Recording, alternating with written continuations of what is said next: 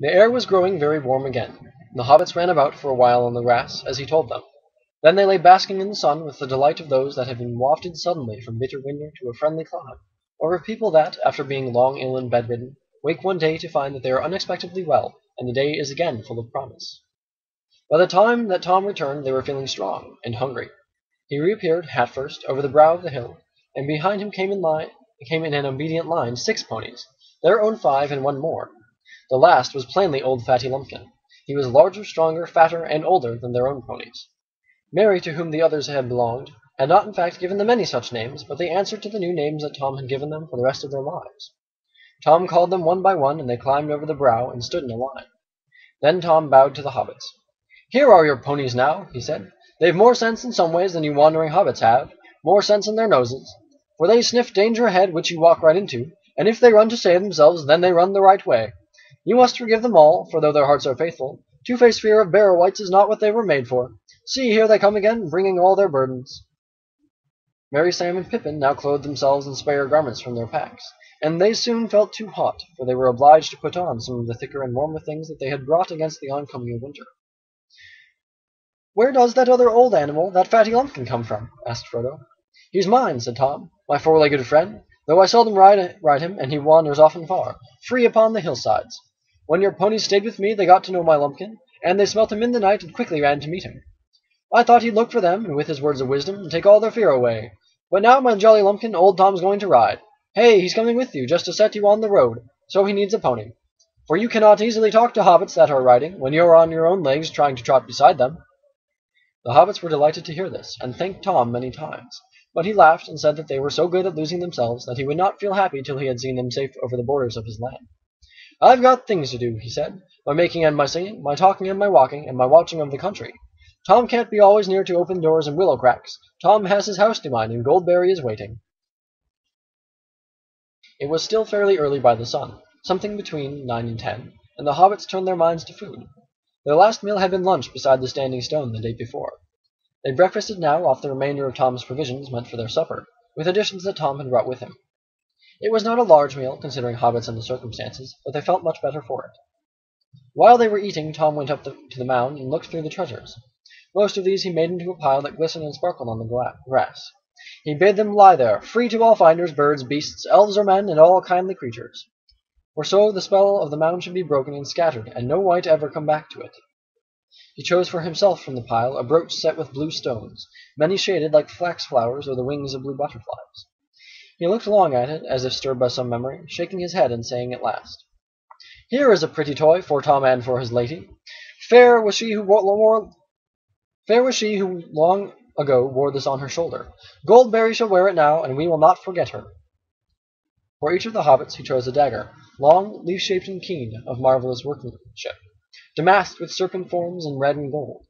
They gleamed as he drew them from their black sheaths, wrought of some strange metal, light and strong, and set with many fiery stones. Whether by some virtue in these sheaths, or because of the spell that lay on the mound, the blades seemed untouched by time, unrusted, sharp, glittering in the sun. "Old knives are long enough as swords for hobbit people," he said. "Sharp blades are good to have if shire folk go walking, east, south, or far away into dark and danger." Then he told them that these blades were forged many long years ago by men of Westerness. They were foes of the Dark Lord, but they were overcome by the evil king of Carn Dûm in the land of Angmar. "Few now remember them," Tom murmured. "Yet still some go wandering, sons of forgotten kings walking in loneliness, guarding from evil things folk that are heedless." The hobbits did not understand his words, but as he spoke they had a vision, as it were, of a great expanse of years behind them, like a vast shadowy plain over which there strode shapes of men, tall and grim with bright swords, and last came one with a star on his brow. Then the vision faded, and they were back in the sunlit world. It was time to start again. They made ready, packing their bags and lading their ponies. Their new weapons they hung on their leather belts under the jackets, feeling them very awkward, and wondering if they would be of any use. Fighting had not before occurred to any of them as one of the adventures in which their flight would land them. At last they set off. They led their ponies down the hill, and then mounting they trotted quickly along the valley. They looked back and saw the top of the old mound on the hill, and from it the sunlight on the gold went up like a yellow flame. Then they turned a shoulder of the downs, and it was hidden from view. Though Frodo looked about him on every side, he saw no sign of the great stone standing like a gate, but before long they came to the northern gap and rode swiftly through. and the land fell away before them. It was a merry journey with Tom Bombadil trotting gaily beside them, or before them, on Fatty Lumpkin, who could move much faster than his girth promised.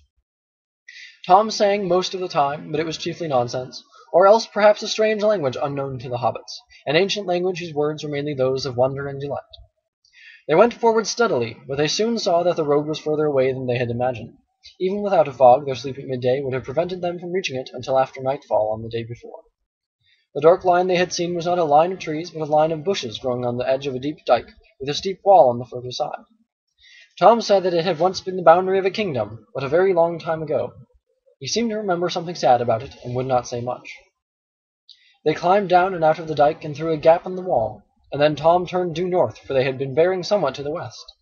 The land was now open and fairly level, and they quickened their pace, but the sun was already sinking low when at last they saw a line of tall trees ahead, and they knew that they had come back to the road after many unexpected adventures. They galloped their ponies over the last furlongs and halted under the long shadows of the trees.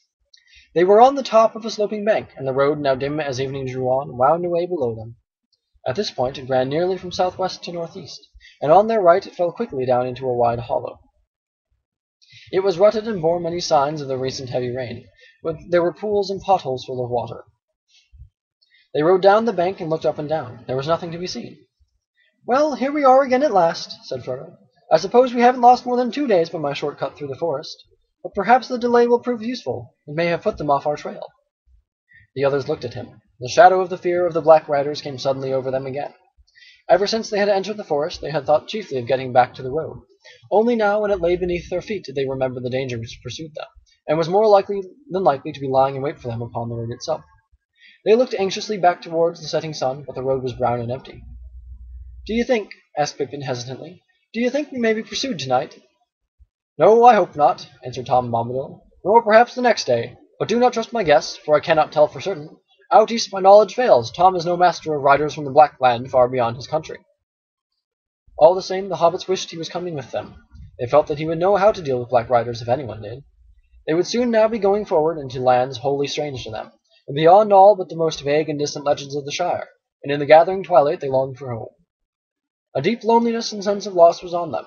They stood silent, reluctant to make the final parting, and only slowly become aware that Tom was wishing them farewell, and telling them to have good heart and to ride on till dark without halting. "Tom will give you good advice till this day is over. After that your own luck must go with you and guide you. 4 miles along the road you'll come upon a village, Bree under Bree Hill with doors looking westward. There you'll find an old inn that is called the Prancing Pony. Barlaam Butterbur is the worthy keeper. There you can stay the night, and afterwards the morning will speed you upon your way. Be bold, be wary. Keep up your wary hearts, and ride to meet your fortune."